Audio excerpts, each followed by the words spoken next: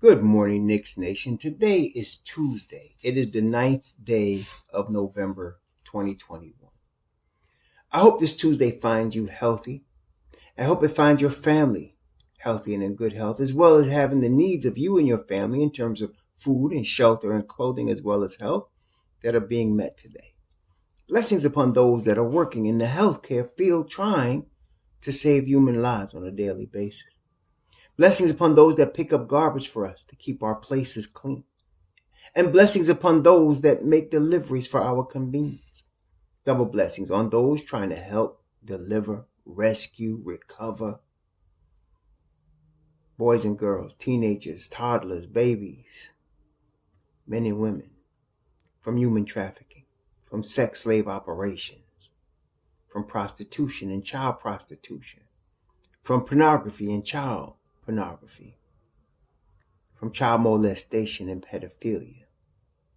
Blessings upon those trying to help people who are unfortunately caught in these disgusting industries, and curses upon those that propagate the destruction of human beings in these industries and profit from it. Finally, blessings upon the homeless.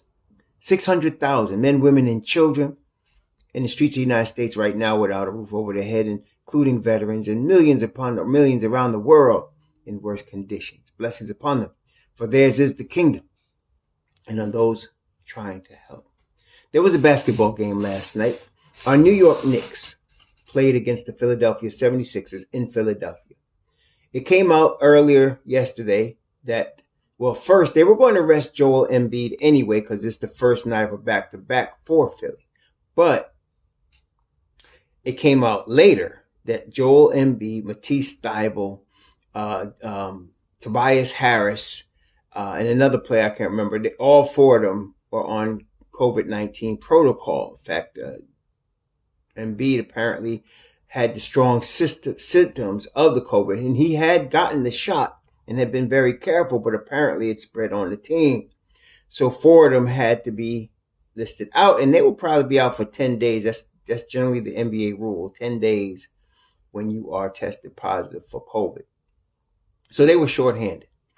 And then so the Knicks, and of course that doesn't mean anything in the NBA, as we saw from Ricky Rubio, on Sunday. So they had Andre Drummond starting at the center, and they had pretty much all their shooters that they would normally have. And so the Knicks went into Philly with that advantage. Now, during the course of the game, the bad news is Nerlens Noel hurt his knee. It didn't look good on the television. They kept replaying it. I hate when they do that, but somebody rolled on his leg, and I don't know. And he immediately limped off the court. He didn't even go to the side. He went right to the locker room. I'm going to suspect that he's going to be out for a minute. I don't know how long. We'll see. But okay, that's that. And okay, I'm going to say it's me. I hate questioning Tom Thibodeau because he's a really terrific coach. I hate questioning him. And I got to figure he knows what he's doing more than I would. But I'm looking at this thing, and I came to certain conclusions after thinking about it last night after the game. It was driving me crazy actually during the course of the game. And I'll tell you what. Now, I don't want to appear to be picking on Kemba Walker. My problem is we have young guys that's ready to step in and do, help us win games. So the Knicks win this game by 7 points. Let's just go through the course of the game. So the Knicks in the first quarter were down by 2, 19-17. When with 3 minutes and around 27 seconds left in the first, Kemba Walker was taken out and Derrick Rose was put in. That was the only change. So they bring Derrick Rose off the bench with about 3.5 minutes left in the first quarter. Now the Knicks were down 2, and they had gotten some stops, but they hadn't gotten the 3 stops in a row yet. So Derrick Rose comes in. They go on an 11-0 run. they get 7 stops in a row. Is that coincidence? The only change. Is that a coincidence? Then Mobb Deep comes in in the second quarter. They closed the first quarter closed, the Knicks were up 7. Okay. Mobb Deep comes in. Now, I don't count it Mobb Deep unless Obi Toppin's on the floor. They may have a whole bunch of other people on the floor unless Obi's hurt. If he's not on the floor, it's not Mobb Deep yet. But he was on the floor starting the second quarter. And they went from 7. And then with 8 minutes left in the second, they were at 10. Okay. Then they stretched it to 14. And so we're up 14. So the third quarter, he starts Kemba Walker. And Philly outscores us 25-14 in the third. Is that coincidence? Then the fourth quarter, the bench pushes it back. And they end the third quarter strong, and they come back in the fourth, push it out. He brings back Kemba Walker again. And the game gets really close. I think they got as close as 2 points. I think it was it was a 1-point game at one point. Okay. And then Julius Randle, he basically went off. He ended up with 31 points, 12 boards, 3 assists, 3 turnovers, but he went off at that point. See, it was Julius went off. Barrett had a good game, a decent game. Barrett played 40 minutes. Quickly had a really good game.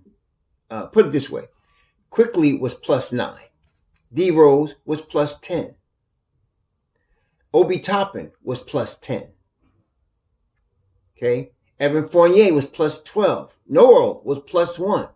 Kemba's -2 and scored 8 points on 3 of 9, shooting 1 of 6 from 3. And he hit big buckets in the fourth quarter. I'll give that. I have to say, Kemba, but he's playing with one leg. Now, I come to certain conclusions. I don't think that was coincidence, what I just described to you. And when Kemba left, we're positive. Kemba on the court, we're negative. As a matter of fact, officially, and you could look this up, so now the Knicks have played 11 games. And Kemba is -44 after 11 games.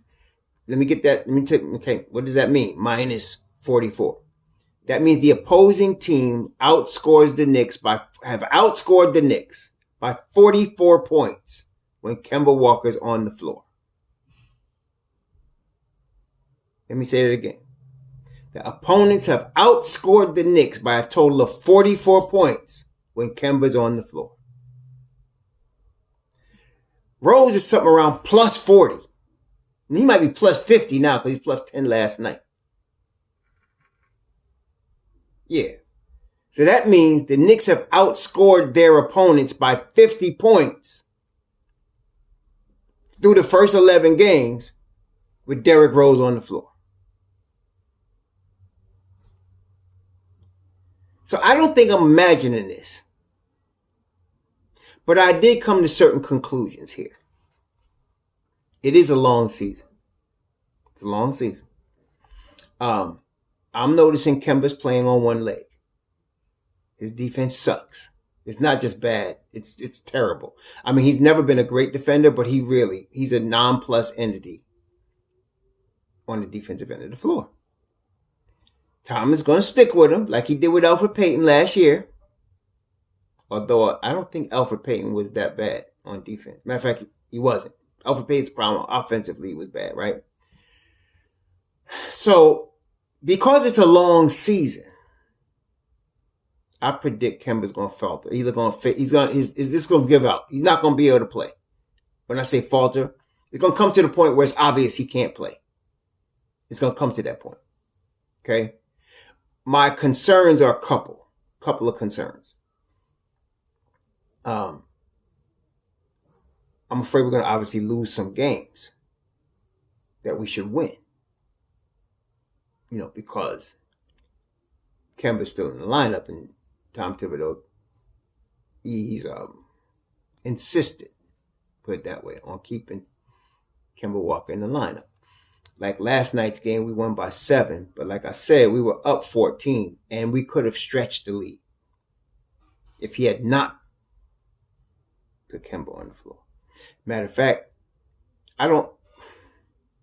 he had Grimes and Obi and Quickly and AB playing together.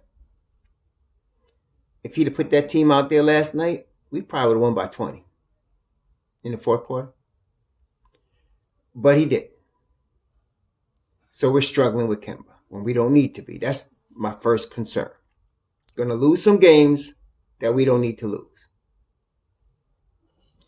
My second concern is I would like guys like Grimes and Deuce to have gotten their feet wet because they're going to be needed. Not because they just, we're trying to develop them, which we are, but because we're going to need them later on when Kemba can't play.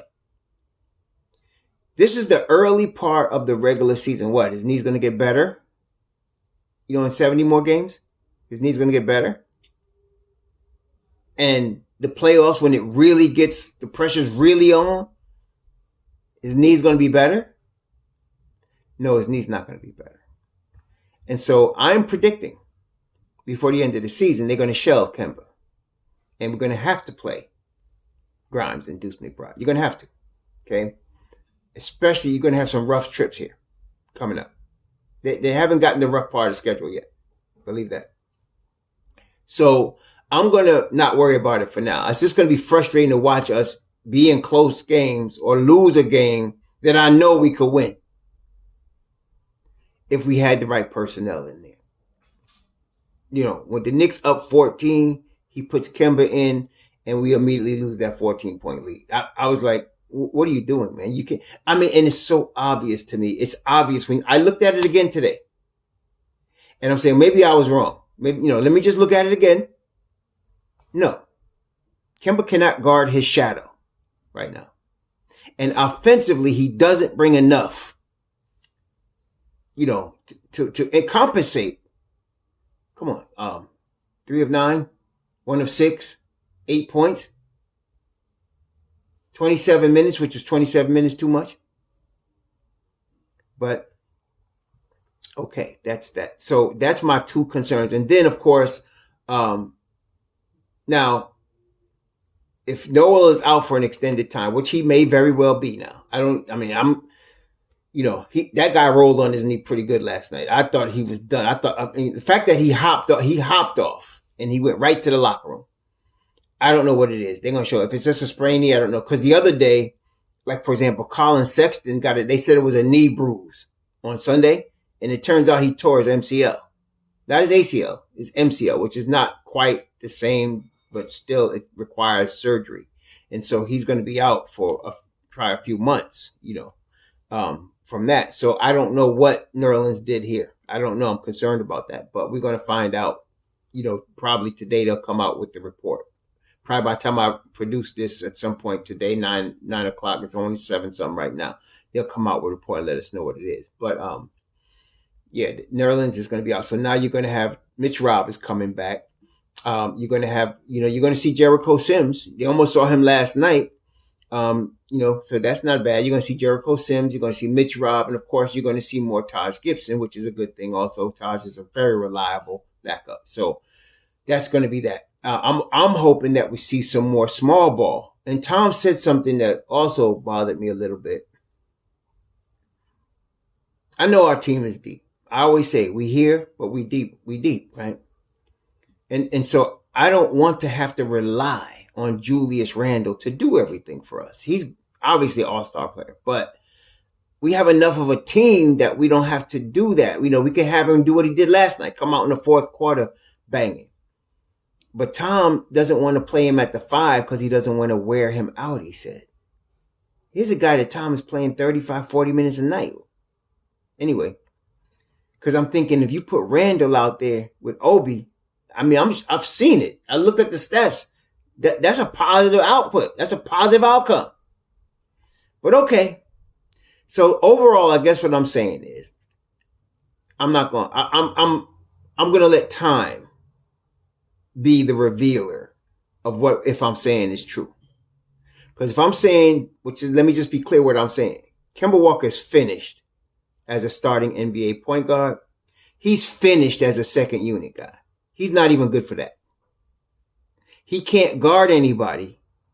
And his offensive output is diminished to such a degree, he's not worth playing.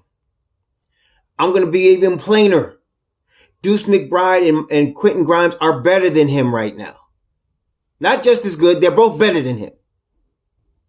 Okay? We're not talking about Derrick Rose. Quentin Grimes and Deuce McBride are better than him. Emmanuel Quickley's better than him. Better than him. Better basketball players right now. But because Tibbs, in his defense, he's very loyal to his crew. He's very loyal to his veterans. He's loyal to those people he respects, like a Kemba Walker. He's going to keep him out there limping. It reminded me of Joe Namath back in, remember Joe Namath? I mean, maybe I don't. But the New York Jets won the Super Bowl in 1969, beat the Colts, right? And at some point, like before, when he was actually at Alabama, Joe Namath hurt his knee badly. He used to be very athletic, but he hurt his knee. But he had such an arm on him that, as an NFL quarterback, he was still good. But over the course of time, especially after they won the Super Bowl, his knee started degenerating. And he could hardly walk. I mean, he was limping. And the Jets kept putting him out there and doing everything they can to protect him because he could hardly walk. And they kept putting him out there anyway because he was Broadway Joe. And eventually, of course, he retired. But that's what I'm looking at when I'm seeing Kemba. I'm seeing a guy that's really playing on one leg. And he really can't move. He's oftentimes, in a one-man zone on defense because he can't really move that well. And it's going to cost us. But whatever. So the Knicks got Milwaukee coming up Wednesday. We got Milwaukee coming up Wednesday. We just beat them. We were down 23 or 21, down 21, and we came back and beat them last Friday night. So they're going to come looking for revenge in the Garden. And of course, it's the Garden. Normally you would think, oh, it's the Garden, we're at home. We have not been playing well at home. Other teams get hyped to play in the Garden more than our team. So now, speaking of that, aside from the Kemba Walker situation, Julius Randle played really good defense last night. He missed a couple of cues, but like I said, it's NBA. That's going to happen every game. But for the most part, he played really good defense last night. RJ Barrett, for the most part, he had a couple of stupid turnovers, but sometimes he reminds you how young he is with that. He played good defense. Fournier played good defense. Noel played good defense. It was a really good defensive effort. Matter of fact, to hold them to 96 points, I like that. Under 100. That's good. And so they did play much better defense. Julius Randle was, for the most part, I'd say 90% of the game, really alert, covering the areas he's supposed to cover, rotating very well. The one play where Kemba was stuck on Andre Drummond under the basket early in the game, that wasn't actually Kemba's fault. Sometimes it looks bad, but you got to look at how the play developed. That was actually RJ's fault. RJ was behind the play. Fournier and I don't know who else. Maybe it was Rose. No, it wasn't Rose. Rose was in the game. It was Fournier, and I think it was somebody else was double teaming Curry on the strong side of the ball. RJ was in the middle of the floor, and then Danny Green went to the weak side, which when he's doing that, he's looking for a wide open jump shot. And of course, Danny Green's one of the premier 3-point shooters in the NBA. So what RJ should have did was sprint over to cover Green. But instead, he triple teams Curry. That leaves Randle guarding Green and Drummond. That's what happened. So Randle's guarding Green and Drummond, and Randle made the bad move of trying to fade toward Green, which left Drummond on under the basket by himself. And then Kemba rotated, but Kemba can't guard Drummond, so that was the end of that. That was the only real mistake I saw Randle make. He should have drifted toward Drummond under the basket and let RJ shouldn't be triple teaming Curry. He should have been over there. But that was the only mistake. That was it. And like I said, that was not Kemba's fault, that particular play. When I'm talking about bad defense from him, that's not the play. That wasn't his fault. But overall, we got a train wreck here. But they played really, aside from that, they played really good defense. So I'm hoping, and Randle looked very upbeat after the game, like, and almost like he just rediscovered the fact that he really can play defense at a high level when he wants to, and he was very happy that we held the Sixers under 100 points, and I was happy about that too. I just got a bad feeling and a bad taste in my mouth when I'm watching what I'm watching here, when I know we should have stomped these guys and we didn't. Okay, so now you got Giannis coming to the Garden with the crew. I think Jrue Holiday is going to be back. I don't know if I want to see who else they got coming back. I don't know if Lopez is going to be back for that game. Let's see, Bucks. Right now, Lopez is out against the Sixers tonight. He's out against the Sixers. Middleton is in health and safety protocols, so I don't even know when he's coming back. So I don't know what's the deal with that. But Lopez, I think he's out because it's a back-to-back, and he hurt his back. But I'm thinking he'll be back against the Knicks. So you're going to have probably Lopez. You would not have Middleton if he's in health and safety protocols. That's a 10-day thing. And so you're going to have Lopez. You're going to have Jrue Holiday. You're going to have Giannis. You're going to have Portis. You're going to have Rodney Hood. You're going to have Connaughton. You're going to have Nwora. You're going to have all of their guys except Middleton. And Middleton's a key player. No mistake in that. But don't think that Nwora won't come in and hit 8 threes. Because he can shoot it. I mean, he's actually developed much parts of the game. I remember him coming out of Louisville. He was a straight shooter, and that's it. But this year and last year, he's now developing other parts of his game. You can see it. He's developing a little off the dribble move. He's playing better defense. And so we can't take these guys lightly. Hopefully the Knicks continue the defensive pressure that they put on Philly last night. They continue to do that. It doesn't matter if Philly was shorthanded. I just wanted to see the alertness, the movement, the especially the rotations, and that was really good. Like I said, even Kemba Walker on one leg, he rotated. Though he can't guard DeAndre Drummond in that situation, he did rotate to get to him. So that was good. And if the Knicks are doing that, we're going to be in good shape no matter who we play, no matter what they're doing. So we're going to see what happens. But they win this game against Milwaukee. The Knicks are now 7-4. And as far as the standings in the East, it's a dogfight. It's tight, man. Philly's 8-3. Miami's 7-3. They lost last night to Utah. The Bulls are 7-3. They just beat Brooklyn last night. Wizards are 7-3. So you got all of these guys tied for the top second place in the East at 7-3, with Philly at 8-3. Then you got Cleveland and us and Brooklyn at 7-4. Okay, we're all tied up at the 5th spot through the 7th spot at 7-4. Now, Cleveland is playing Washington, I think tomorrow night. Cleveland is playing Washington. That's a big game. Somebody gonna lose. We'll see what happens there. And then Philly is playing Milwaukee tonight. Tonight's Milwaukee's first of a back-to-back.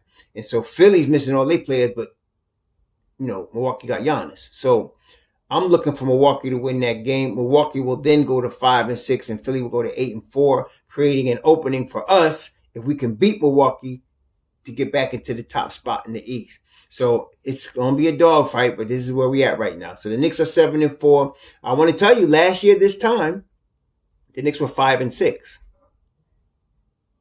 In their 11th game last year, they were 5-6. Right? So regardless, Kemba, no Kemba, whatever, we're still better this year than we were at this point last year.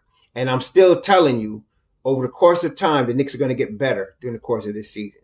Particularly when Kemba plays himself into his left knees, don't work at all. And then everybody, it's going to be obvious you got to play somebody else. So we'll get better at that point. So we're in good shape, Knick Nation.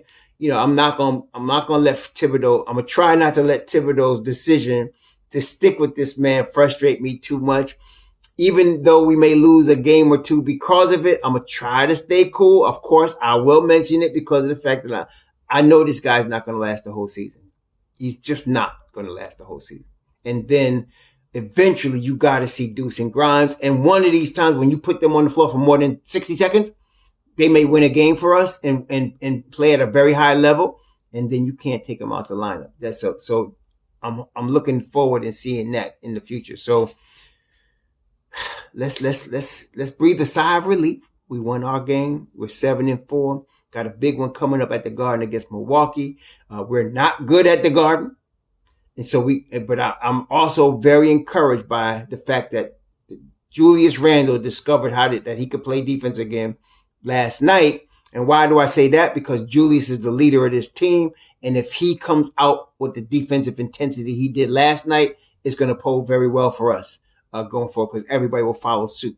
Okay. So anyway, please enjoy your Tuesday. Sure.